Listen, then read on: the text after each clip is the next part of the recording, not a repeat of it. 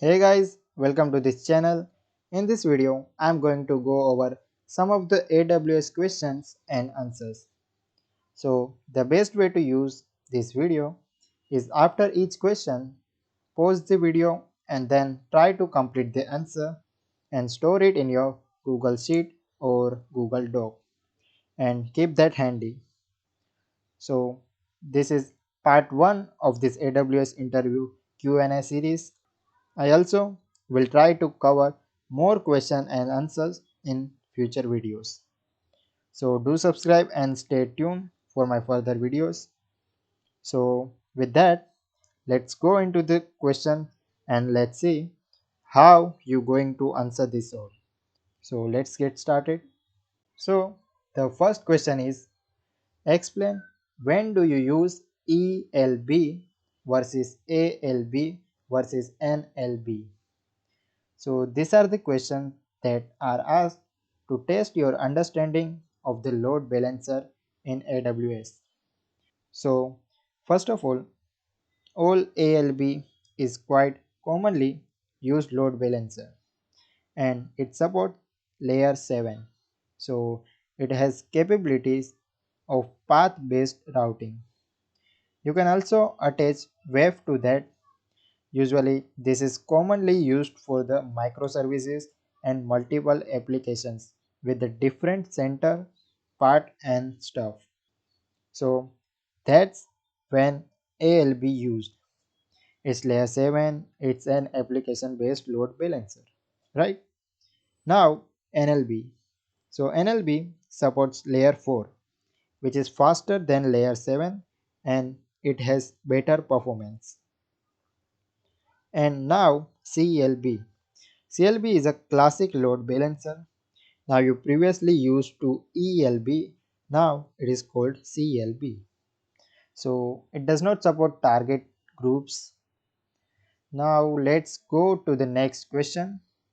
The question is, can you explain about any 5 AWS S3 CLI commands?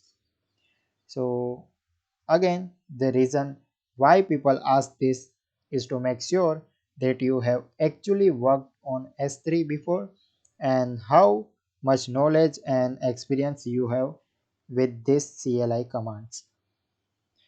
There are lots of commands with S3 CLI commands, but the most common commands that you usually work are like S3MB, S3LS, AWS S3LS. So these are the common commands that usually people work in day-to-day activities. So let's go to the next question. So how do you protect data at rest in S3? So whenever you put an object in S3, you can secure the data at rest by using AES 256, which is default encryption that AWS uses. Or if you want to secure more, generally in enterprises, company would like to use their own KMS keys, which are also called as customer managed key.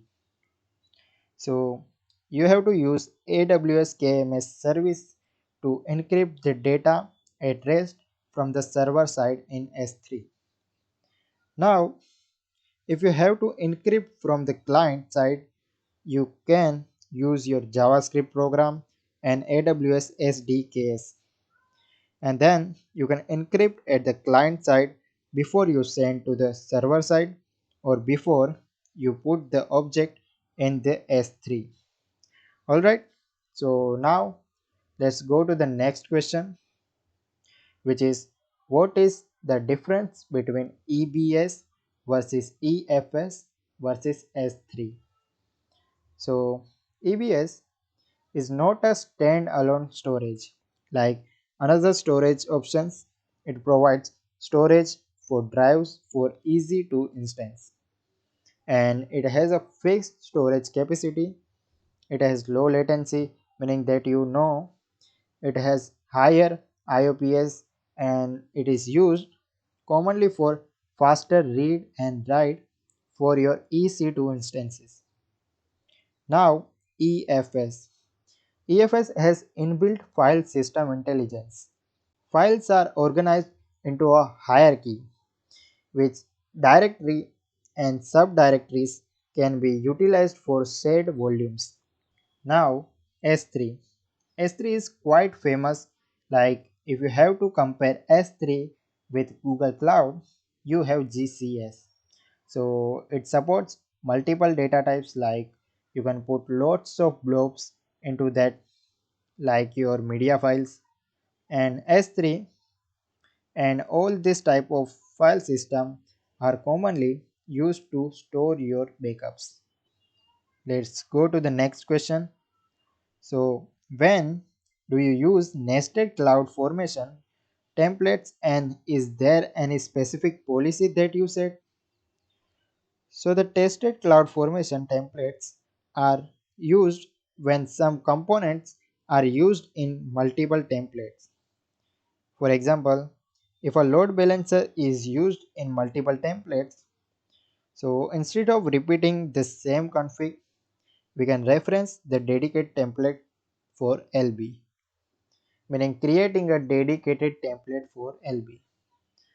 And the specific policy that you would have to remember here is the deletion policy of the Nexus tag is set to retain. Alright, let's see the next question. Explain about any 5 cloud formation function. So there are cloud formation function. The function are like function join, fn select, ref is common function that used, fn find in map, function base 64. So these are the 5 functions, right? Now let's going to the next question. Explain how DDoS attacks can be prevented using AWS. So DDoS, as you all know, it's a denial of service where multiple systems are used by hackers to attack your system to bring it down, which is quite commonly used attack. And how you can use different services in AWS to prevent that. So that's the question. So AWS Shield standard defends against most common frequently occurred network and transport layer DDoS attacks that target your website. Another way you can improve your readiness, respond to, and mitigate DDoS attack is by subscribing to AWS Shield Advanced. So guys, these are the some of the compilation of the questions. If you have any questions on this, you can ask in the comment section below. I'm gonna come up with more questions like this. So if you found this video helpful, then like and share this video to your friend. And thank you so much for the